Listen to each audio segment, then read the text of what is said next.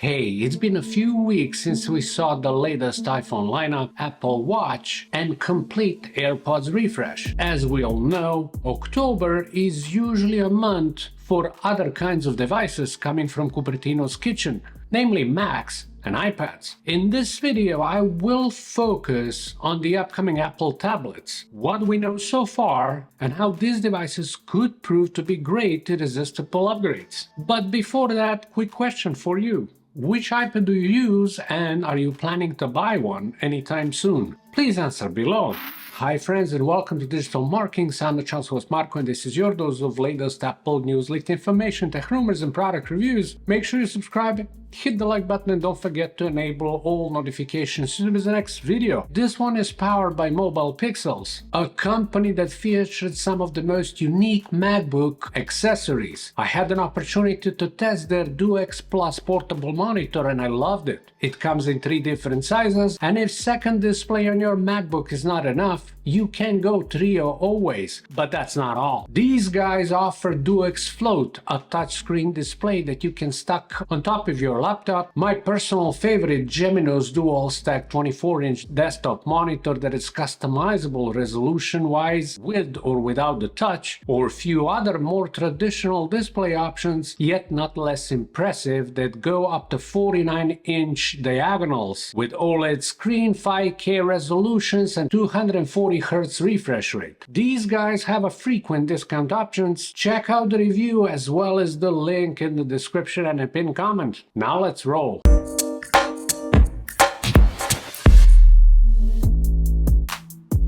A regular iPad has long been the best-selling device of Apple's tablet lineup, a great value for money with minimal number of corners cut, usually display-wise, and a few generations old internals, including the chip, although still being an excellent performer. It's been like this till 2023, until both iPad Pro models and iPad Air from 2022 took over. That same year, Cupertino's giant did feature the updated standard iPad with a new chip, charging connector, repositioned from facing shooter stereo speakers, and more modern design with edge-to-edge 10.9-inch display. But it has not been as successful as its 9th-gen predecessor, which maintained stable position in the market. This year, however, the last 10.2-inch model has been scrapped and iPad 10 has got a price cut. Is that enough to regain its old glory? It is anticipated that starting from October we could see its successor, aka iPad 11.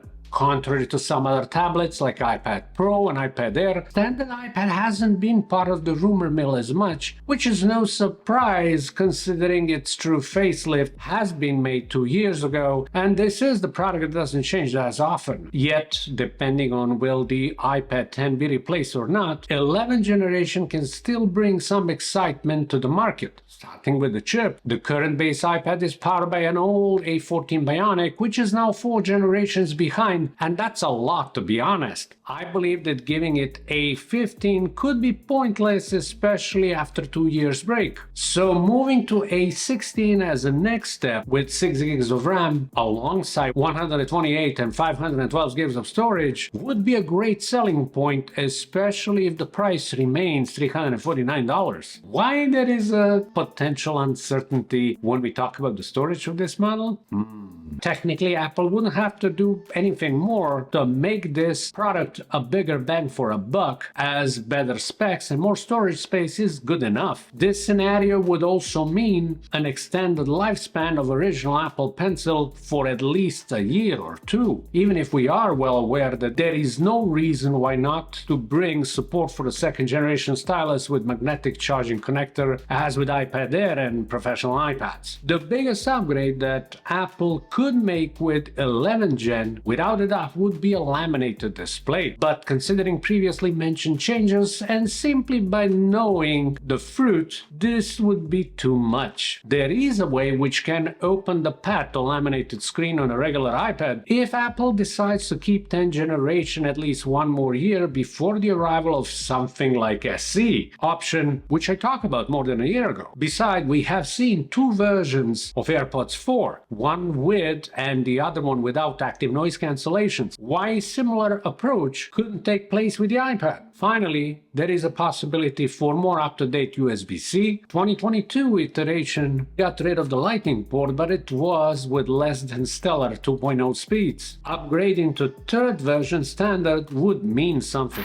Contrary to iPad in 2023, the iPad mini has performed better than in 2022. Not to mention that this model has been on the market for a whole 3 years. Unfortunately, such a long break between releases isn't surprising considering it's not the first time that Cupertino's smallest tablet doesn't get enough love as some other iPads. From the upgrade perspective, iPad mini 6 was a winner and something that many of us wanted to see in the first place. Edge-to-edge design, at that moment very capable A15 Bionic processor, 5G connectivity, USB Type-C 3.1, Apple Pencil 2 support and more. Some people did complain about the jelly screen effect, but it seems that it did not become a big deal after all. Although it will be interesting to see, will something similar repeat when the 7th gen model gets to the spotlight. With that said, rest assured, it will remain 8.3-inch screen with 60Hz refresh. The upcoming iPad mini, as it is the case with a standard iPad, will inherit form factor of its predecessor, therefore nurturing hopes for another visual improvement could be in vain and should be preserved for some other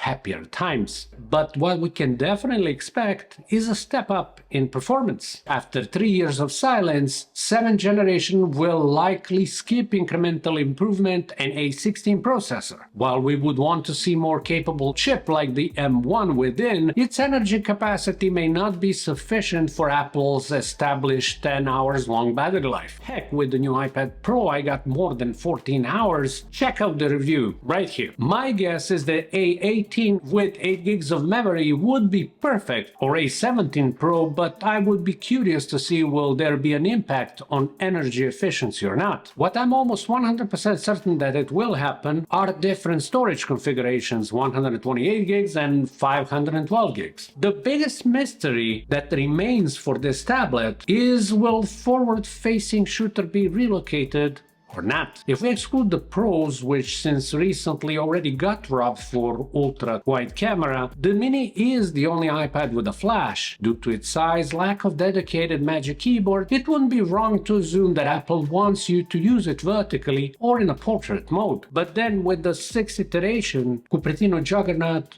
did put landscape stereo speakers, which may be change of heart, but also it doesn't have to mean anything. This will be revealed now in the upcoming days or weeks. Price-wise, I'm kinda positive there will be no changes and that once again we will get that awesome $499 deal. Will there be an event or just a silent release this October remains to be seen. The last year Apple featured new Macs on October 30, yet this one may happen sooner. We are anticipating exciting new devices, M4 powered MacBook Pro models, Mac Mini, and will there be a refresh Mac Studio or even iMac?